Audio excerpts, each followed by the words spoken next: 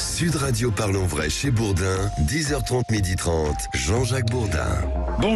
Bonjour à toutes et à tous et merci d'être avec nous sur Sud Radio pour 2 heures d'émission Parlons Vrai. Nous allons parler vrai et avec vous au 0826 300 300. Quels sont les sujets que nous allons développer ce matin? Eh bien d'abord ce projet de loi d'orientation et de programmation du ministère de l'Intérieur. Que prévoit ce projet de loi?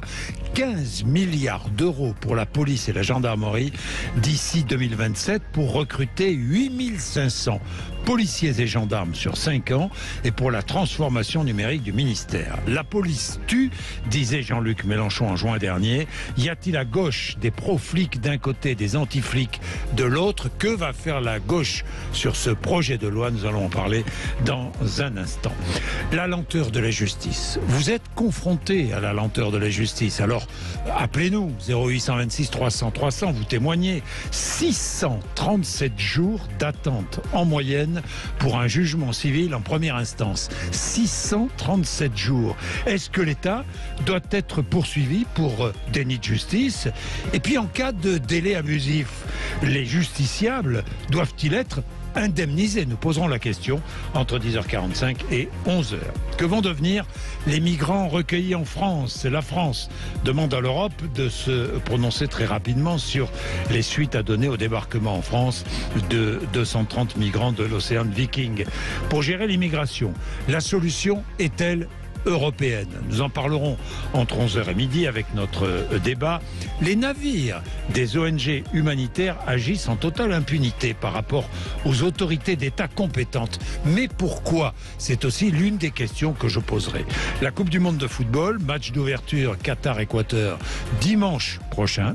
Ces 10 dernières années, 6500 ouvriers venus de différents pays d'Asie du Sud-Est sont morts au Qatar sur les chantiers de cette Coupe du Monde. Ce sont des chiffres du journal Le Guardian.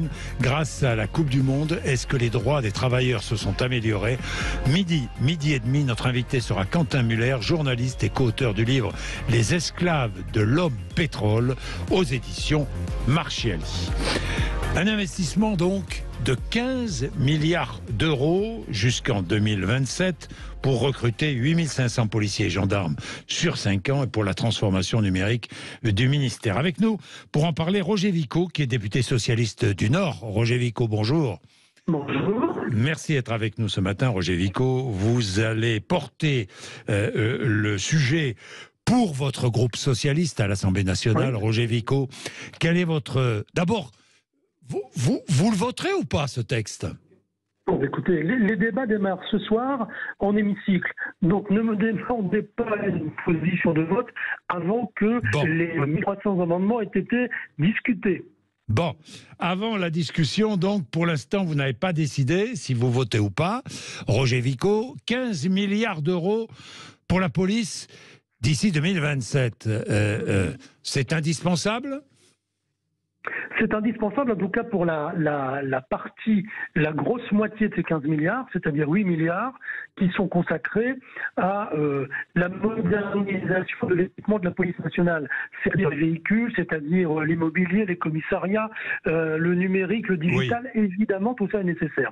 En tout cas, sur ces 8 milliards. Pour le reste, eh bien, écoutez, on verra comment les débats vont évoluer, mais ce texte manque d'une vision de ce que doit être le rôle de la police nationale dans notre société. Donc vous êtes aujourd'hui divisé, vous n'avez pas tranché en fonction des amendements, vous trancherez. Je vais. Pourquoi dites-vous qu'on est divisé? À la NUPS, Roger Vicot, vous êtes divisé. Pas au Parti Socialiste, à la NUPS. Nous avons des sensibilités différentes, c'est vrai. C'est la raison pour laquelle la NUPS n'est pas un groupe univoque à l'Assemblée nationale. Pour la première fois, vous pourriez voter différemment de la France Insoumise?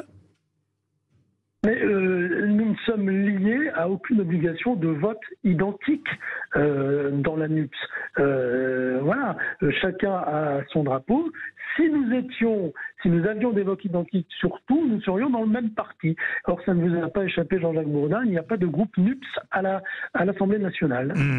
Vous ne partagez pas certains slogans, c'est ce que vous dites dans Libération ce matin. Nous ne partageons pas certains slogans ou l'idée de voir la police désarmée.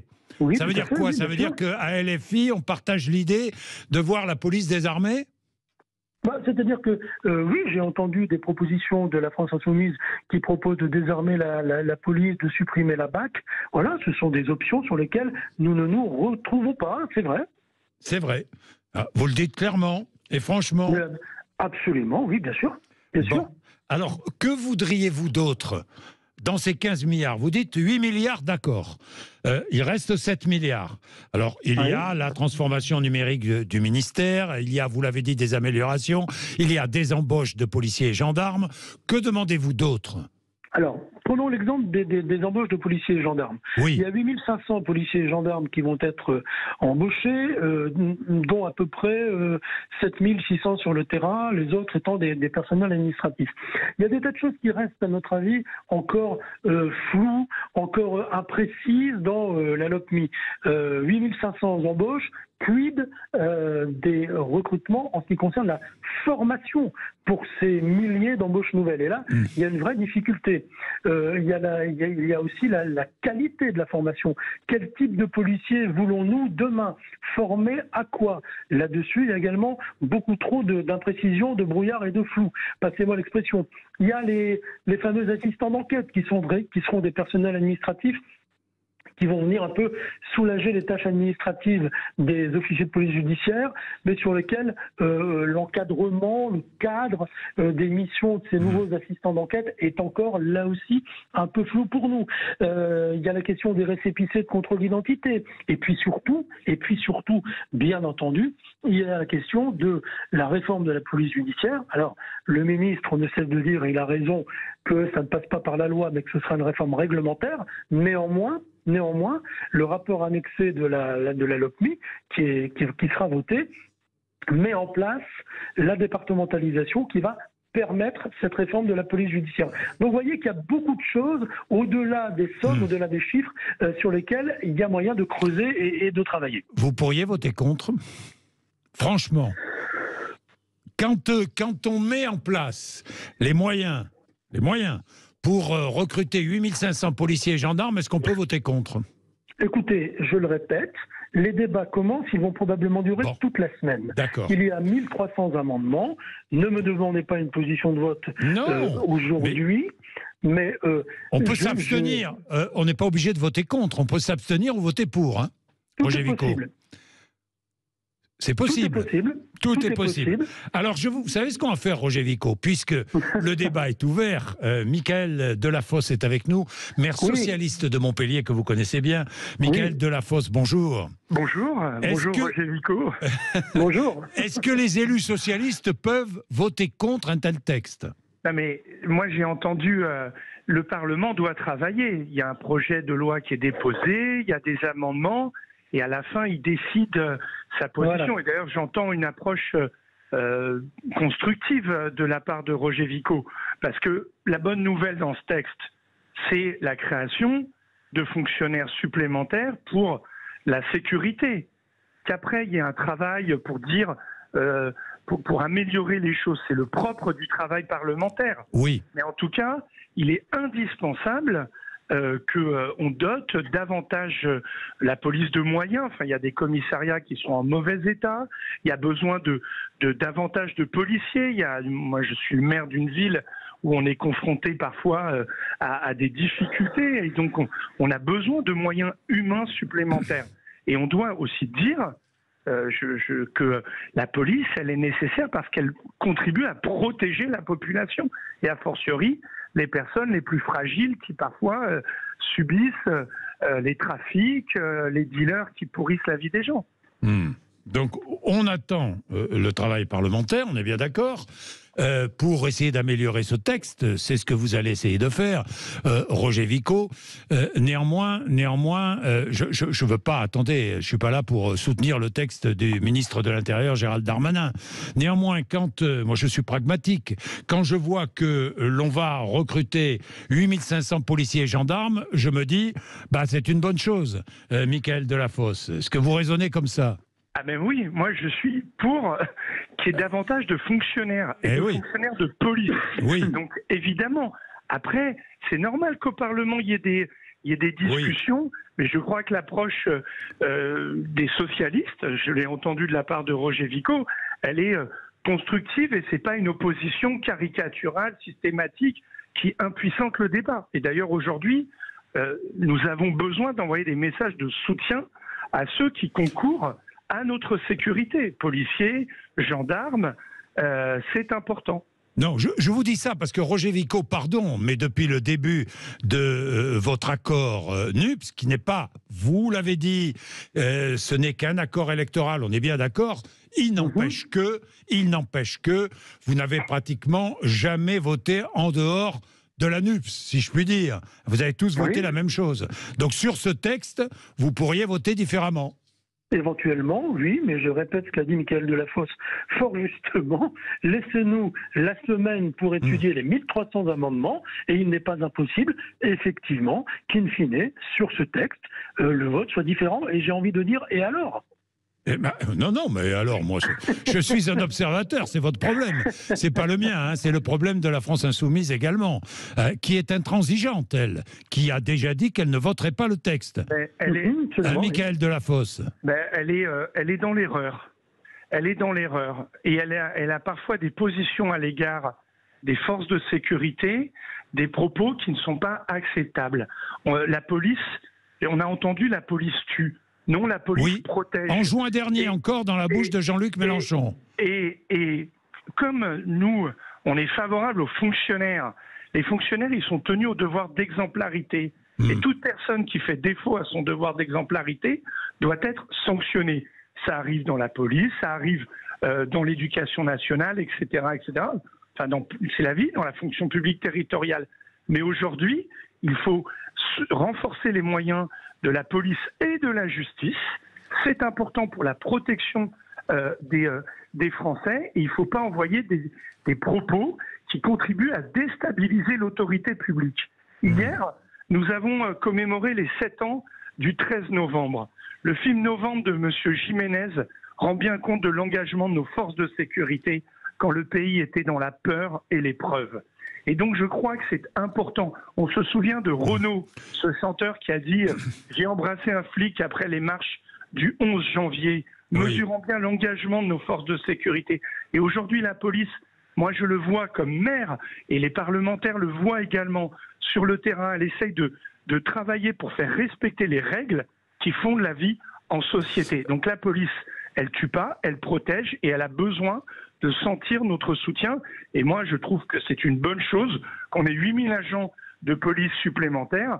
Et je le dis, j'espère que la métropole de Montpellier, rapidement, ils seront formés et recrutés et qu'ils arriveront parce qu'on a du travail, comme dans plein de territoires en France. J'ai une dernière question à vous poser à tous les deux. Encore une fois, la France Insoumise souhaite supprimer l'inspection générale de la police nationale et l'inspection générale de la gendarmerie nationale. Roger Wickau, vous êtes favorable à cette suppression, double suppression? C'est pas tout à fait ça. La France Insoumise propose de supprimer l'IGPN telle qu'elle existe aujourd'hui pour la transférer à la défenseur des droits. Donc, non, incluant des magistrats. L'idée, c'est d'inclure des magistrats, des universitaires et des citoyens dans une nouvelle structure. Non, ça c'est notre proposition. Ah, c'est la vôtre. Bon, d'accord. C'est la nôtre, ça, Jean-Jacques Bourdin.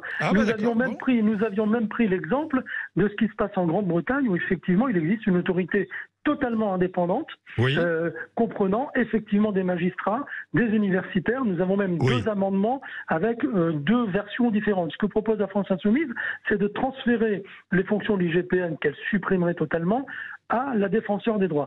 Ce qui, pour le coup, demanderait une réforme constitutionnelle, puisque la défenseur des droits, aujourd'hui, n'a pas ce pouvoir d'enquête. Et évidemment. Mickaël Delafosse, il faut supprimer ces 2 instances? Non, il faut toujours une instance de contrôle. Je l'ai dit, les fonctionnaires C'est d'ailleurs pour ça qu'il y a la sécurité de l'emploi. Oui. C'est pour qu'ils soient exemplaires dans leurs tâches, et donc il faut des instances de contrôle, éventuellement de sanctions. Aujourd'hui, c'est l'IGPN, proposition qui est formulée par Roger Vico, moi, me semble intéressante. On peut améliorer les choses pour aussi faire un aspect essentiel, conforter la confiance qui est déjà là entre les citoyens et la police. Et donc, les choses peuvent... Et je pense que ça doit faire partie du débat parlementaire. Et on peut enrichir et améliorer les choses. Et il faut une instance de contrôle, comme d'ailleurs dans tout corps de la fonction publique. Et les récépissés, lors des contrôles d'identité, Roger Vico? Ben oui, ça fera l'objet d'un amendement, du reste, un amendement commun entre la France, un amendement commun de l'ensemble de la NUPS. Effectivement, à un moment donné, on sait qu'il y a un certain nombre de contrôles qui sont un peu discriminatoires, voire très discriminatoires. Donc nous proposons de nouveau l'introduction du récépissé en cas de contrôle d'identité, avec cette facilité d'avoir, puisque les policiers vont être dotés de logiciels et d'applications nouvelles, cette facilité de le faire numériquement, ce qui devrait accélérer, si j'ose dire, le processus de récépissé. Vous êtes d'accord, Mickaël Delafosse? C'est une bonne proposition.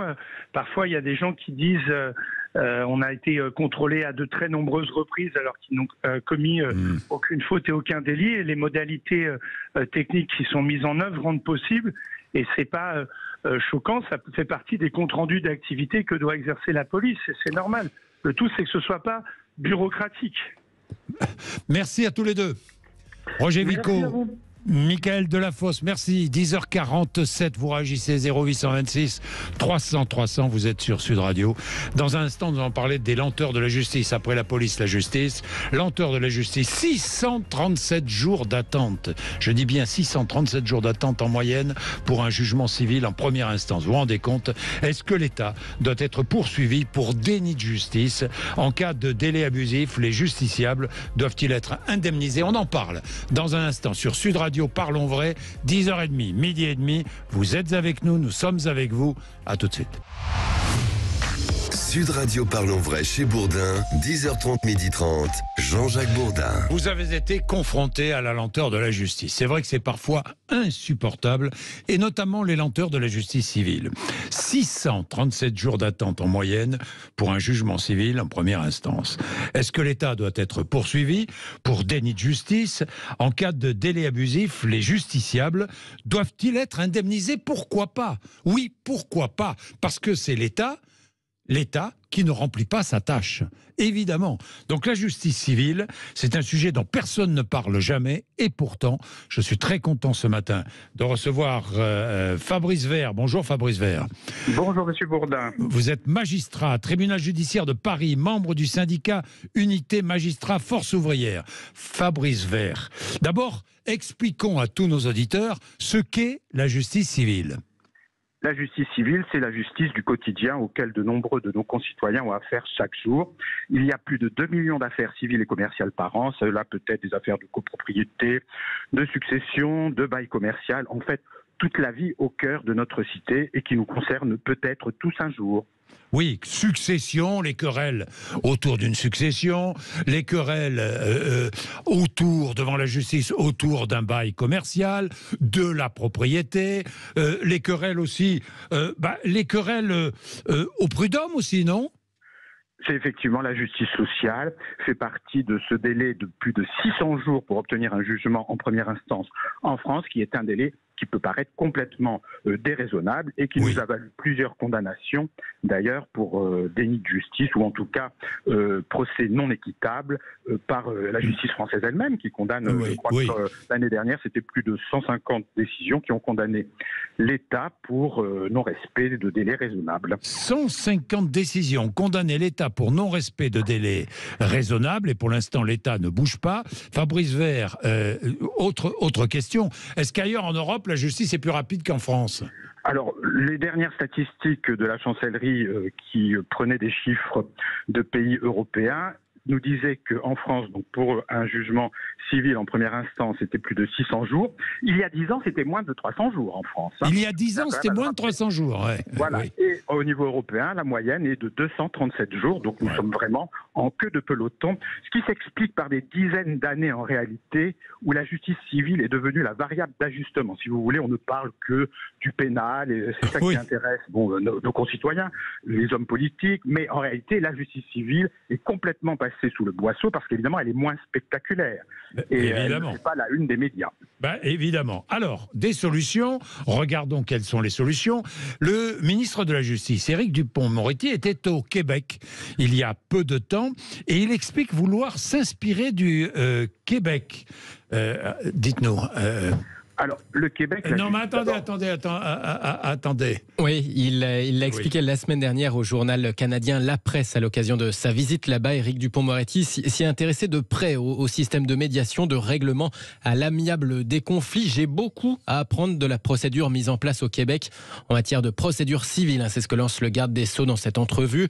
Nous voulons mettre en place un règlement des litiges à l'amiable parce que quand on participe à son procès, on accepte mieux la décision de justice. On gagne beaucoup de temps. Et puis Éric Dupond-Moretti poursuit ce temps qu'on va dégager. Il pourra être consacré à d'autres choses, en particulier au déstockage des affaires qui se sont empilées depuis des décennies. Qu'en pensez-vous ? Fabrice Vert. Étant un fervent promoteur des modes amiables depuis des années, comme notre syndicat DIAC, Unité Magistrat, qui a fait de nombreuses propositions lors des États généraux de la justice, je ne peux que me féliciter qu'un garde des Sceaux enfin décide de faire une politique publique de l'amiable, car nous sommes aussi en queue de peloton par rapport à de nombreux pays européens sur ce sujet. J'ai beaucoup travaillé moi-même avec des Québécois, et effectivement là-bas, la justice fait une large place au mode amiable, les juges concilient énormément. Mais comment ça fonctionne le mode amiable, Fabrice Vert ? Moi j'en fais énormément référé au tribunal judiciaire de Paris. J'ai énormément d'accords dans des affaires de la vie quotidienne, mais également dans des très grosses affaires. C'est-à-dire que la médiation, souvent, on pense que cela ne concerne que le trouble anormal de voisinage. Pas du tout. J'en ai fait, par exemple, entre sociétés pétrolières. Dans de nombreux domaines, la médiation donne d'excellents résultats. Alors évidemment, il faut que les juges et les avocats se forment. Actuellement, il n'y a pas de politique publique sur le sujet. C'est-à-dire, concrètement, parce que je voudrais qu'on explique bien à nos auditeurs, concrètement, pour qu'il y ait médiation, il faut un accord des deux parties. Sur cette médiation, évidemment, le magistrat réunit tout le monde. Comment ça se passe ? Alors, la médiation, soit ça peut être conciliation, souvent on mélange les deux, conciliation par le juge, mais il faut avoir le temps. Au Québec, nos collègues québécois peuvent passer 3 jours sur une affaire civile s'ils le souhaitent. Moi, parfois, j'ai jusqu'à 47 affaires à mon audience. Comment voulez-vous que de manière pratique, je concilie ? Car il faut écouter les gens. Par contre, j'ai recours, moi, à beaucoup de conciliateurs de justice ou de médiateurs à mes audiences, siège systématiquement un médiateur ou un conciliateur.